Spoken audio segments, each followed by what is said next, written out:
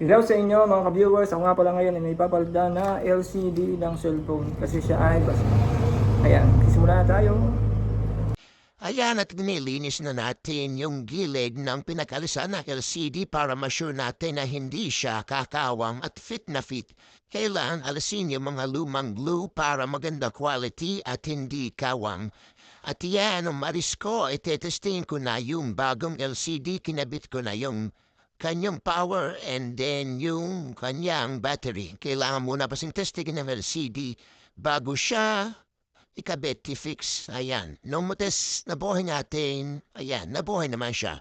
Loading pa lang. And then yan, tinis na natin kung naraga na lahat ng part bago i-fix ang LCD. Dahil okay naman siya, functional, kailangan nating alisin ang rubber at tape na nayos para malinaw and fix na fix. At yan, kinamit ko niya ang aking pangkapit. Ang pagkapit ko nga para dyan ay sobrang tibay, sobrang kapit.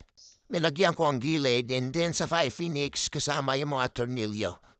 Yan, dali-dali ko nga pala inayos. Yan, nilagyan lahat ng gilid. And then ito na yung taping process. Kailangan lagyan ng tape para hindi kumawang at para matibay. Ang processing nga pa rin ito ay ang mga itars para matits. At yung busin nga pa na magpa-repair ng cellphone, message yun na ako. Bye-bye!